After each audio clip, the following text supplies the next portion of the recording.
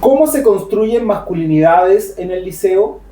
Es una buena pregunta porque nos permite reflexionar sobre las dinámicas de género en general y específicamente sobre las masculinidades.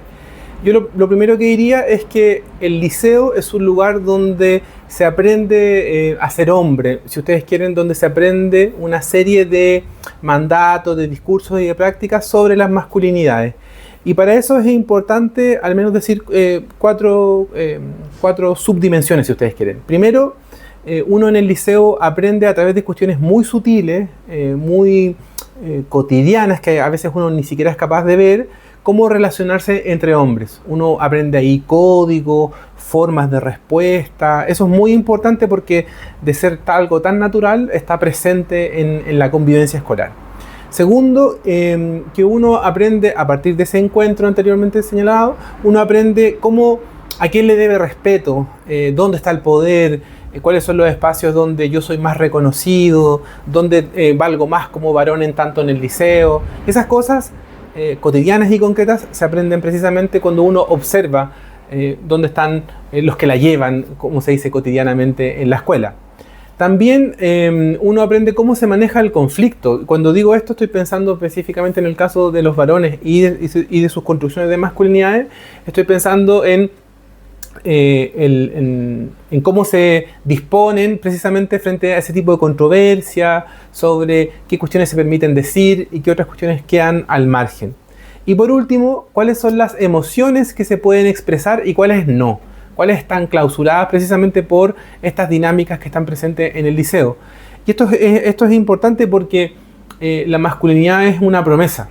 Es una promesa de integración a la vida en sociedad, y es una integración que en la medida que yo voy demostrando firmeza, voy demostrando fuerza, control, resistencia emocional, no ponerme a llorar, por ejemplo, cuando estoy triste, no decirle a un amigo que necesito que me abrace porque no tuvo un buen día en casa o peleé con mi pareja.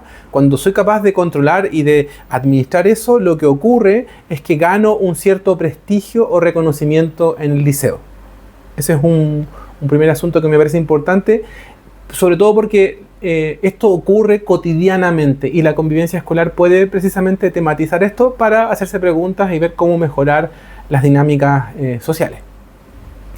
También otra forma en que la masculinidad se construye en el liceo es que se aprende en algo que se ha denominado formalmente como el currículum oculto y la naturalización del orden masculino. Si esto lo tuviera que decir en términos como sencillos, concretos, diría que tiene que ver básicamente con que hay ciertas conductas que conductas disruptivas que se les permiten más a los varones que a las mujeres, por ejemplo, o a otras masculinidades. Y eso es importante de señalar porque cuando se dice currículum oculto no es que sea un libro que esté así guardado en una oficina en el liceo, no, más bien tiene que ver con acciones que no se planifican, pero que influyen en los aprendizajes y en la forma en cómo nos tratamos. También ocurre, y esto se ha investigado, que se le da más atención a los niños que a las niñas en ciertas actividades, en ciertos ramos.